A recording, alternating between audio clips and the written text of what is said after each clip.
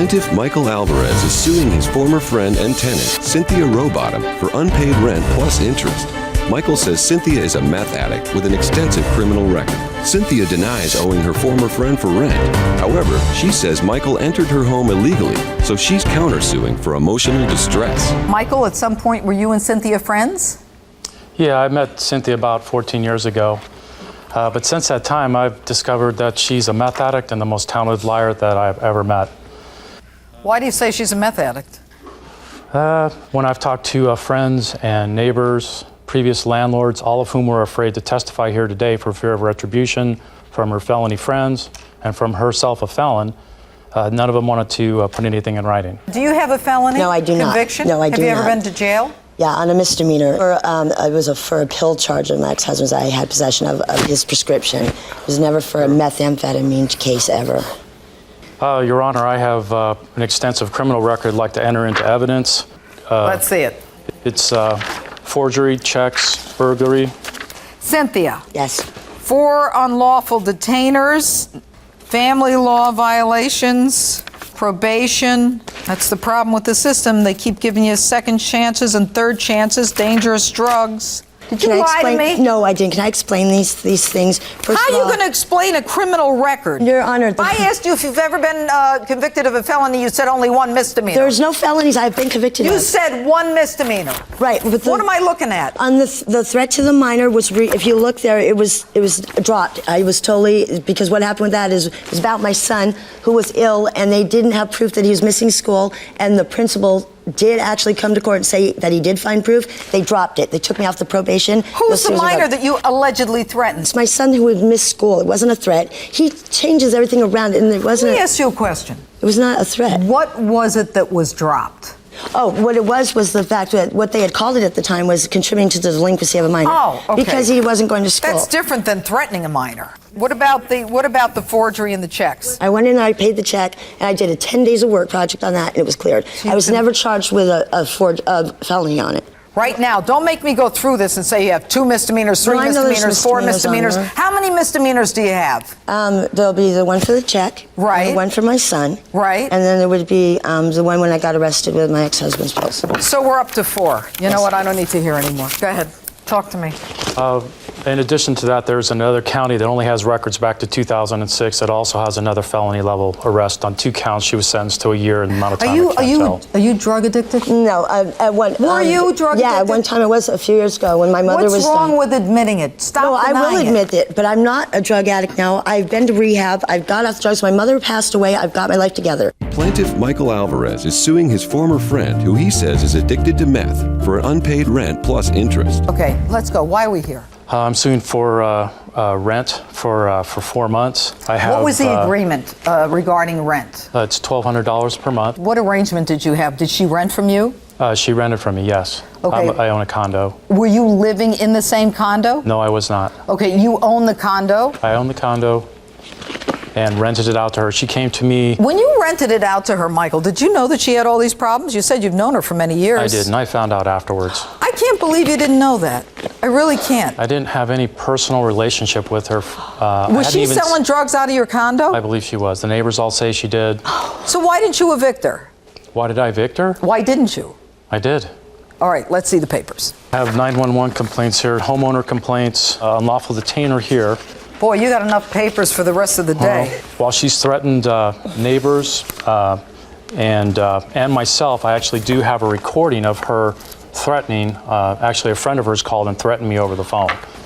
A friend of hers called and threatened you? Do you know who that person is? It was her drug dealer. She told me that because this guy had beat her before, that I should be afraid because I was next. Do you know his name? I don't. I called him. He left his phone number. I called him up. His dad answered the phone, heavy Hispanic accent, and was just, there was nothing I could do. The guy wasn't there. He wouldn't answer the phone. What does it say? Is she referenced in this? Yes. Because I was going to say, I'm not going to hear it if you don't even know who called. But it was called to your line? I have a transcriber. Let's hear it. Yeah, Michael, hey, check it out, bro. You need to keep on back from messing with Cynthia, fool, because if you don't, she can be reversed on you real quick. Call me back or whatever. Don't make me come over there. All right, Cynthia, what do you have to say about the plaintiff here? Well, Your Honor, Mr. Alvarez is by far a victim. If anything, the truth is he's control freak who his mail order bride is a perfect example of this. He wants to control women in weak situations, which I was in, and he preys on that. And he got me at a weak situation. He had called me and told me that his tenant had abandoned his condo 3 days after my mother passed away. And I was living with my mom at the time, and he said, do I want to move in there? When I moved in, he said, we'll do a week-to-week arrangement, which is $300 a week. And did you agree to that? Yes, ma'am, I did. Did you pay it? Yes. Oh, yes. Yes. Do you have proof that yes, you paid I do. it? She's never paid rent. But She- here's the deal. Here's the lease agreement. Is $300 a week? Is that what it is? Yes, ma'am. Yes. And did you pay him? Yes. I did up until this promissory note. He wouldn't take the rent. No, He said, she never paid. I'll show you. I know you say no. When were you finally evicted? Oh, I was evicted in January of this year, but it was only because my lease expired. It wasn't Her lease because of expired in anything other than October. that. Yeah, but they gave me a stay. Did you have to go to court to get her evicted? I had to do for sure. So why didn't you sue her for the rent in the court where you had her evicted? He did. I proceeded on my own without an attorney. I received the rent from the end of the lease. So for the 2.5 months that she overstayed the lease, I received that rent. And so I was filing a separate action to get the 5 months of rent that she didn't pay, the 4 or 5 months that she did not pay. I thought it was 4 months. It's 4 months in this court, ma'am, yes. It's 4 months in this court. This is the same property where you had her evicted from. The bottom line is that I cannot relitigate this case. Was there a discussion regarding the basis for the eviction? Yes, And what was it? the expiration of the lease. And there was no discussion regarding the fact that she didn't pay. Exactly. He thought that what he's going to do is rent me the place for $300 a week and come and go while his wife was in Russia and come anytime he wanted to. I've got pictures of him. My house is online. Pictures of him in my home illegally. Who did you get a judgment from? I got it from the court for harassment. Who is this woman who's going crazy here? This is my wife, Your Honor. This is my wife. She, Hi. How are you? You're dying to say something. Yeah. What do you want to say? What's your name? Come on up. My name is Helena. She was telling him, inviting him, please come over and pick up payment. And she did this intentionally. So she said, come over to pick up payment. He goes there for 30-40 minutes drive. He come over and there no payment. Then she invited him for a party where a lot of people, How do you know this? because I was in Russia and Well, that means you don't know it. You're in Russia. no. We were on the telephone all the time. Because he told you, right? You see, Ilyana, that's called hearsay. You can't testify to something that he told you out of court. Thank you. Sit down. Who are you?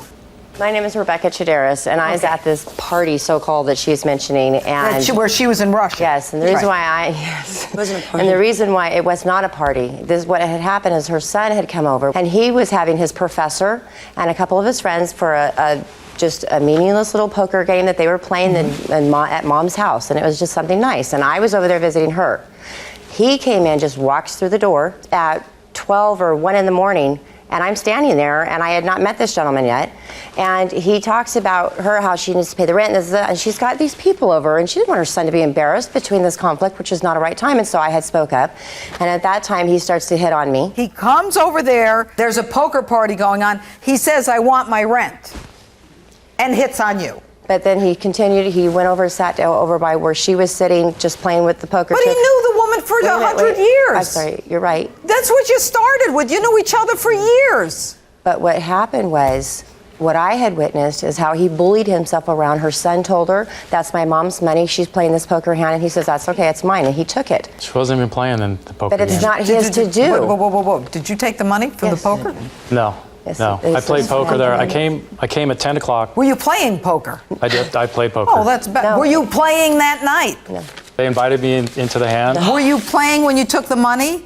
I didn't take any money. I lost money. Defendant Cynthia Rowbottom claims the plaintiff entered her home illegally, so she's countersuing for emotional distress. All right, let's cut to the quick.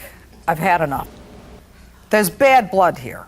Now, you are countersuing for, you say, a complaint for emotional distress. Because he came that night and sat No, there ma'am, with there's you? a lot more things. Tell me. Okay, that was just the beginning. On the 4th of July, I woke up and it was about midnight, and Mr. Alvarez was walking out of my bedroom, and I'm there alone. I live there alone. Do you have a police report? I have the no, but I do have the police did come again, and he was taken off the property. I have statements, signed statements here from a lot of people that were there. Let me witnessed it. see the police report. You've been involved in the criminal justice system There long is enough no to know All I have that is when there's a the, problem, There's no you call report. the What police. happened was- Both of you stop talking. I'm going to dismiss this case in 30 seconds. When I went to the police, Let's see They the don't, I don't have a evidence. report. What they said was they called him up and said, "This is stalking her. Leave her alone. Don't enter her home." Okay, this is a landlord-tenant case. That's what it all comes down to. Aside from all the stuff we've heard, it's landlord-tenant. The landlord is claiming that the tenant owes him money. The tenant is saying that she was behind some, but not as much as he says. He says 4 months at $1,200 plus 10% interest. That's what you're looking for? Yes. Okay. Now, the landlord basically is entitled to his rent, especially when the defendant knows that she owes him the rent. But here's the problem. You evicted her, is that correct, in January of 08?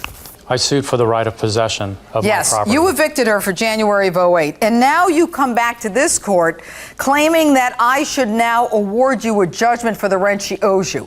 There is a doctrine in law called res judicata. And basically what res judicata means, that a suit that is substantially similar to the one that has previously been litigated and has gone to final judgment is barred from being relitigated. So the fact that you actually moved to evict her in January of 08 and got the order of eviction precludes you by operation of law from pursuing this case now and getting the rent. Now, at the end of the day, this is a rule of law that prevents the courts from going over and over the same set of facts. You should have brought it then, and you didn't bring it then. If you evicted her not on the basis of non-payment of rent, but instead upon the expiration of the lease, you never really discussed money, so maybe, we might bend the rule a little. Except that when you had her evicted, you got an order or a judgment against her to pay you $2,720 in attorney's fees, which means you were suing her for money already. That's it. No judgment. Res judicata. Thank you. And you stay out of trouble. I will. You stay away from drugs. You are headed to the road of total destruction. All right? All right. And you're a lovely woman. All right.